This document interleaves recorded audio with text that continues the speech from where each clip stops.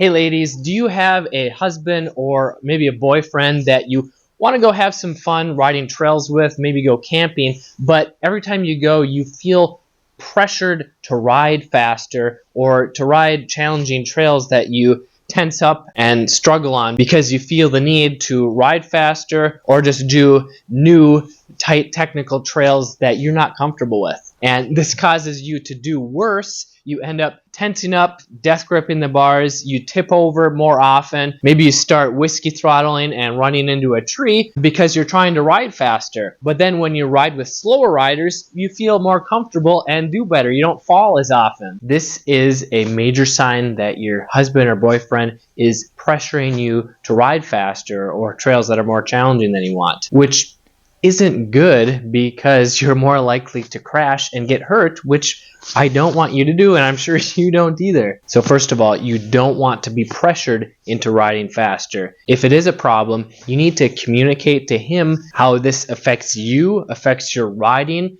and it's just not as fun because you start tensing up, you start losing control, and you're more likely to fall down. It's just like if he was to ride with an expert or a pro rider that was way above their league and they were trying to keep up. Maybe it's fun to them, but they're a lot more likely to crash and get hurt because they're trying to keep up with them. And if you've been trail riding with your husband or boyfriend for 2 or more years and you're not improving, you don't feel more confident on the same trails or going any faster. If you're just trying to get more seat time to improve your skills and confidence, so just keep going to the trails and eventually you get better, this isn't the best way. Because I've helped students that have been riding with their husband for 15 plus years without really advancing their skills. But once they learn a proven and simple method for quickly giving them confidence, it makes a huge difference in a matter of days or weeks. So if that sounds interesting to you, you should check out this video on how to ride faster in the woods while reducing the risk of crashing and getting hurt. I'm Kelly Fager from Motocross Hideout.